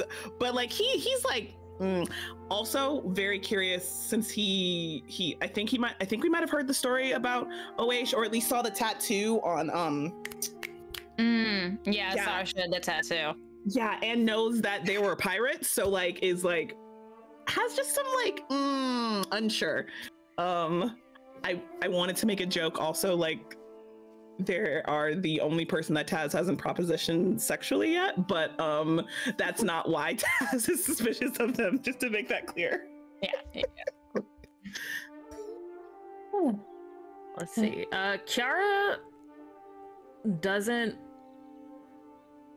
Kiara's too innocent to suspect people. That's pretty much it. Like, so because of that, by default, she trusts the people who have given her reason to trust them. So she emotionally trusts Taz, Barden, and Matthias. She trusts Oash with her life, but I don't think they don't find Oash sus. There's just there is a noticeable distance in terms of where the two of them lie on like the emotional spectrum, and there is that distance, especially with the conversation Oash had with them just being like, don't touch me, don't heal me, all this stuff. And so Kara's like, you know what, they have things they're dealing with, and so I think there's like the most distance between Oash and Kara emotionally. I don't think it rises to being sus of Oash. I think it's just like that's who they are, and that's fine. That makes a lot of sense. Not everybody needs to be besties with Kiara, even though she doesn't understand that. She's like, why wouldn't you want to be besties with me? It seems like a terrible life choice, but okay, you make your own choices. Oh, I love her. I gotta be besties with this fucking ship captain. Listen, Sorry. you're Kiara in that sense has a very healthy, like, listen, you're just missing out on a great time. Like, I love that. This is not a me problem. This is a you problem. She's so healthy. In some ways. There's one thing that I will add, which is just a little NPC perspective, because Vice is traveling with the party, in that Vice is incredibly suspicious of and uncomfortable around Kiara at this point. Which is really interesting, because they had this whole conversation about, like, you know, Vice asking for a, like, kind of a comfort thing of, I find elements of where you come from stressful, and then immediately had that, like, for all of the complicated context, then witnessed something that, like, reminded her of stressful stuff. So I don't know if Vice is going to continue with the party, like, you know, as long as she will, but I find it very intriguing to say that Vice comes from a perspective of not only not liking the Raj, but like really wanting to question the reasons why the Raj has two people in the expedition party going into an area that is the most politically neutral currently. The Wastes have no political ties to the Raj or any of the continent, and as much as they are dangerous, they also are a source of magic and wealth and relics and like really, really useful stuff if you can get to it. So Vice has her own stuff that we haven't really talked about, wondering if the Raj is coming there to resource gather or steal or, like, you know, invade an area that for her has been a solace and a lawless land. I love that about Vice, because Vice, that ties very much into Kiara's existence as political, whether or not she wants it to be. Exactly. And so, like, I love having, like, Vice is very much that representation of, like, Kiara and everything. Kiara cannot untie themselves from everything that they represent. And, like, they represent different things to different people, including heavily negative things to a lot of people, which is kind of a fucking lot to deal with as a baby. It is. Or and ever, but especially as a baby, just being like, oh my god, people dislike me on sight without knowing anything about me. Jesus Christ, that's a lot to deal with.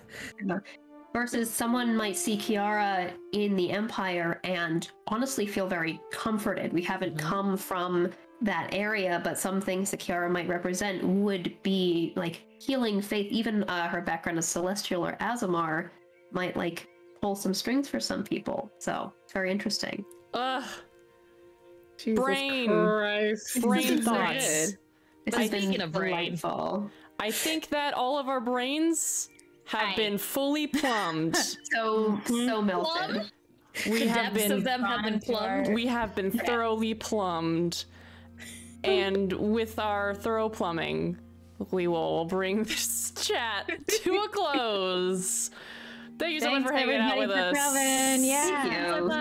Thank you. We have maps from One More Multiverse that we didn't use today, but also we have Soundtail to thank for our vibes. So thank you, Soundtail. You can find us on Twitter. You can find us on YouTube.